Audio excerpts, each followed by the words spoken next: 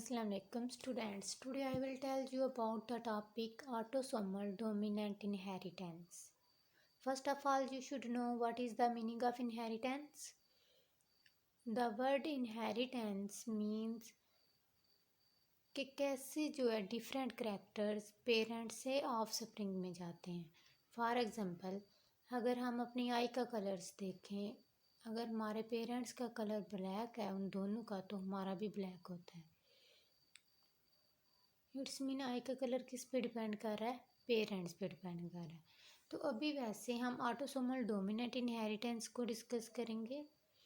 अगर हम सबसे पहले ऑटोसोम क्या होते हैं, अगर क्रोमोसोम्स की बात करें तो ह्यूमंस में 23 पेयर्स हैं क्रोमोसोम्स के, और उन 23 पेयर्स में से जो 22 पेयर्स हैं वो मेल और फीमेल इन दोनों के केस में सेम होते हैं. इसलिए इन्हें क्या कहते हैं हम? ऑटोसोम या फिर नॉन सेक्स क्रोमोसोम्स. और जो एक पेयर होता है इन दोनों में वो डिफरेंट होता है. वो फीमेल के केस में XX होता है और मेल के केस में XY होता है. इसलिए इसे क्या कहते हैं? Sex linked inheritance. हम कौन सी डिस्कस कर रहे हैं? Autosomal dominant inheritance. तो अब ये ऑटोसोमल है तो इससे मेल और फीमेल ये दोनों इक्वल इफेक्ट होंगे. क्यों? क्योंकि जो ऑटोसोम होते हैं दोनों में प्रेजेंट होते हैं और दोनों में सेम होते हैं, मेल में भी और फीमेल में भी. सेकंड ये है कि affected individuals in multiple generation, यानी कि हर जनरेशन में ऑलमोस्ट कोई ना कोई अफेक्टेड इंडिविजुअल ज़रूर होता है. फॉर एग्ज़ाम्पल, अगर हमारे पास ये डोमिनेंट अलील है, ये म्यूटेंट है, और जो दूसरे वाला है ये नॉर्मल है, अगर एक भी हमारे पास म्यूटेंट आ जाएगा तो वो वाली डिजीज़ एक्सप्रेस हो जाएगी, ये वाला जो क्रोमोसोम है ये एक्सप्रेस हो जाएगा. और अगर ये होमोजाइगस में है तो फिर तो इसने ऑलरेडी होना ही होना है. और अगर इनका देखा जाए तो ये दोनों पेरेंट्स से आगे ट्रांसमिट हो जाते हैं, मेल से भी और फीमेल से भी, यानी कि फादर से भी ये ट्रांसमिट होते हैं और मदर से भी ट्रांसमिट होते हैं. अगर ये फॉर एग्जांपल मेल है, फादर से ये आगे सन में भी जाएगा और डॉटर में भी जाएगा. और अगर फीमेल मदर है, मदर से भी आगे मेल यानी कि जो उसका सन होगा उसमें भी जाएगा, और फीमेल जो इसकी डॉटर होगी उसके अंदर भी जाएगा. फॉर एग्जांपल, अगर हम पेडिग्री देखें, ये दोनों नॉर्मल हैं फर्स्ट, लेकिन आगे इनमें से कोई दो इंडिविजुअल ऐसे आते हैं जो कि क्या हैं? अफेक्टेड है.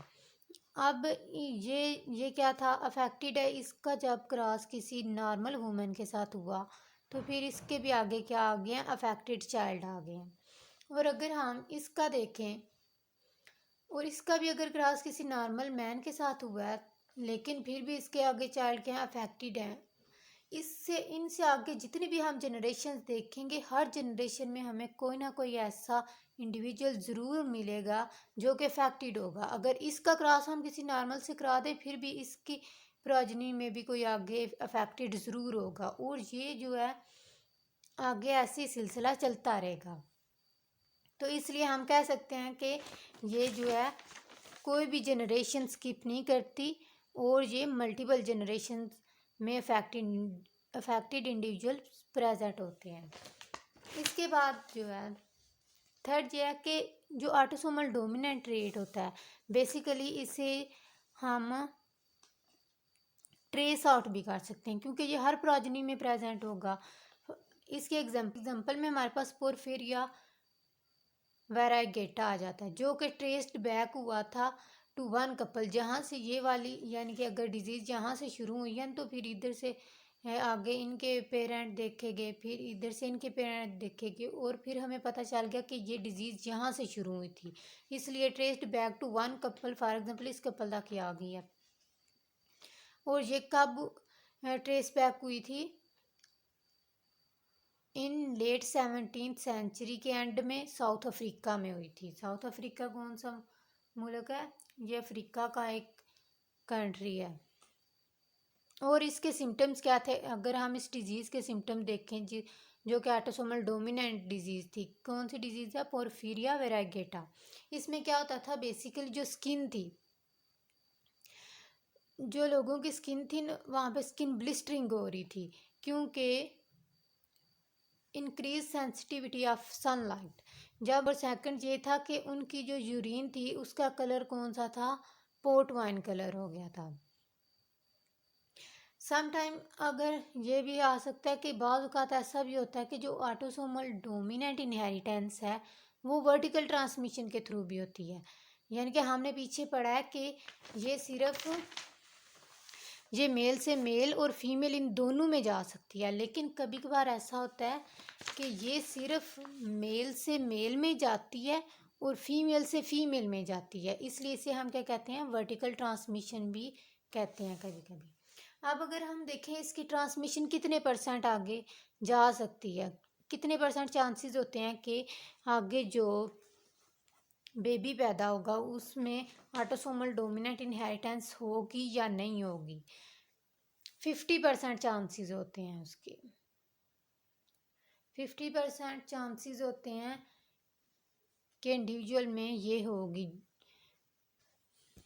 समटाइम ऐसा होता है कि ऑटोसोमल डोमिनेंट इनहेरिटेंस सिर्फ बॉडी के एक पार्ट को इफेक्ट कर रही होती है या किसी एक आर्गन को इफेक्ट कर रही होती है। फॉर एग्जांपल अगर हम देखें कॉन्जेनिटल कंटारैक्ट्स, इनमें क्या होता है, बस जो इनकी आँख होती है ना उसमें थोड़ी सी प्रॉब्लम आती है, बाकी वो सारे नॉर्मल होते हैं।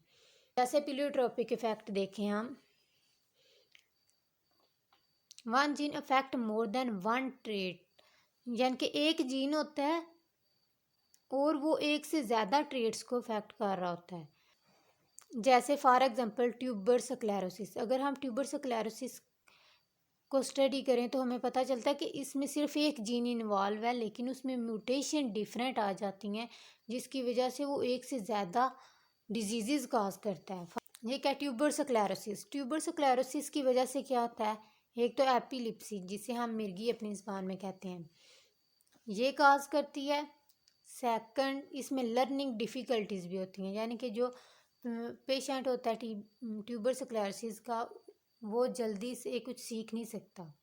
थर्ड ये होता है कि उसमें फेशियल रैश होती हैं, यानी कि जिसे हम एडिनोमा सिबेसियम भी कहते हैं, यानी कि जो उनके ब्लड वेजल्स और जो फाइब्रस टिश्यूज से ये कंपोज हुई होती है, जिसे हम एंजियोकेराटोमा या फिर सबंगल फाइब्रोमस भी कहते हैं। अब अगर हम ये ट्यूबर स्क्लेरोसिस के आगे से देखें, एक तो एपिलिप्सी काज कर रही है, दूसरा फेशियल रैश काज कर रही है, और थर्ड क्या काज कर रही है? लर्निंग डिफ़िकल्टीज काज कर रही है। तो इन तीनों का आपस में कोई भी कनेक्शन नहीं है, ये तीनों क्या हैं? अनलिंक्ड हैं विद ईच अदर। और ये सिंड्रोम कैसे काज हुआ? यानी कि हमारे पास जीन एक ही था, हमारे पास जीन जो था वो एक ही था, लेकिन उसमें हमारे पास डिफरेंट टाइप की म्यूटेशन आ गई। एक इधर म्यूटेशन आई, एक जो एपिलिप्सी काज कर गया, ये दूसरी म्यूटेशन आई जो क्या काज कर रही थी? फेशियल रैशेस काज कर रही थी, और जो तीसरी म्यूटेशन आई वो क्या काज कर रही थी? लर्निंग डिफ़िकल्टीज काज कर रही थी। यानी कि जीन हमारे पास कौन सा? एक ही इन्वॉल्व है, लेकिन इसमें म्यूटेशंस क्या आ गई हैं? डिफरेंट तरह की म्यूटेशंस आ गई हैं।